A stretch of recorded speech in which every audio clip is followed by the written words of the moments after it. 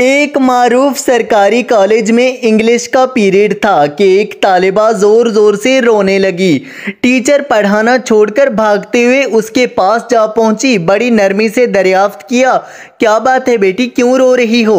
उसने सिसकियां लेकर जवाब दिया, मेरे फीस के पैसे चोरी हो गए हैं, बैग में रखे थे, किसी ने निकाल लिए हैं। टीचर ने एक लड़की को इशारा करते हुए कहा कि कमरे के दरवाजे बंद कर दो, कोई बाहर ना जाए, सबकी तलाशी होगी।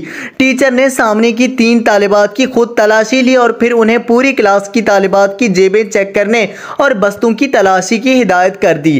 कुछ देर बाद 2 लड़कियों की तकरार से अचानक क्लास एक बार फिर शोर से गूंज उठी। टीचर अपनी कुर्सी से उठते हुए बोली, क्या बात है मिस तलाशी वाली तालिबा बोली, कौसर अपने बैग की तलाशी नहीं लेने दे रही। टीचर वहीं तड़क से बोली, फिर पैसे भी इसी ने चुराए होंगे। कौसर तड़प कर बोली, नहीं नहीं मिस, मैं चोर नहीं हूँ।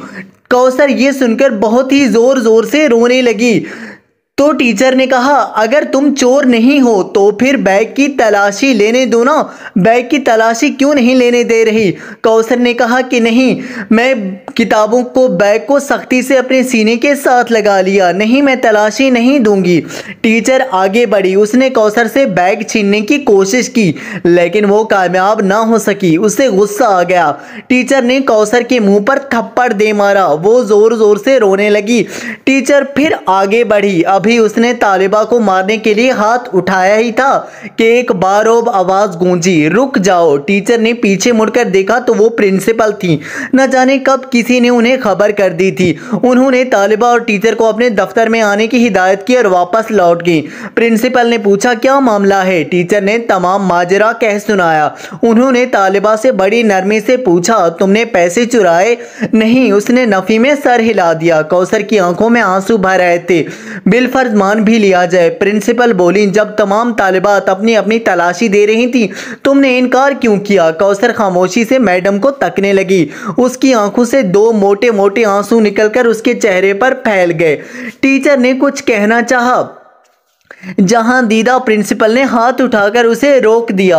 प्रिंसिपल का दिल तालिबा का चेहरा देखकर उसे चोर मानने पर आमादा ना था।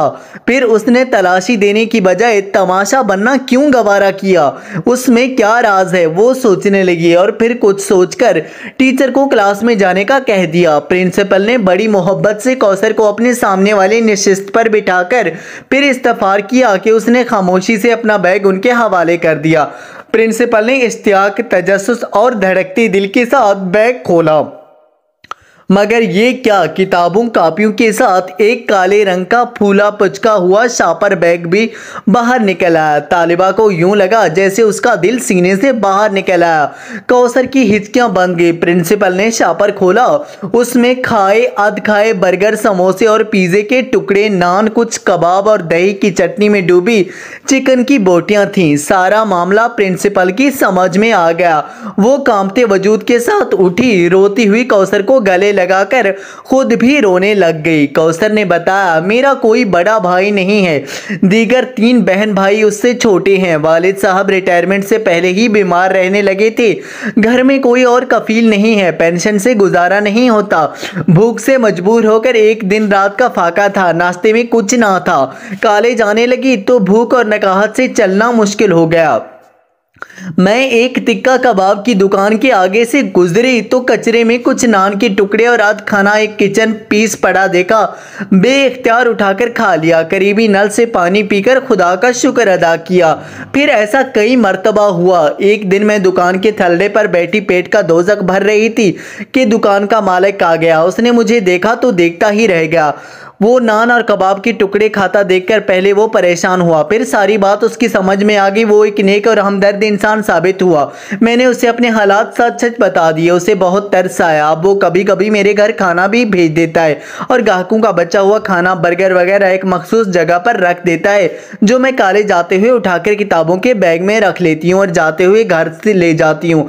मेरे अम्मी अबू को इल्म है, मैंने कई मरतबा देखा है लोगों का बच्चा कुचा खाना खाते वक्त उनकी आंखों में आंसू होते होते हैं, बहन भाई छोटे हैं, उन्हें कुछ इल्म नहीं, वो तो एक दूसरे से छीन कर भी खा जाते हैं। खुदारा अपने इर्द गिर्द ऐसे सफ़ेद पेश लोगों का ख्याल रखें, ये अपनी इज्जत को गुर्बत पर तरजीह देते हैं। ऐसे लोगों की इज्जत का ख्याल रखें, अल्लाह आपकी इज्जत का ख्याल रखेगा। तो कैसी लगी हमारी आज की कहानी?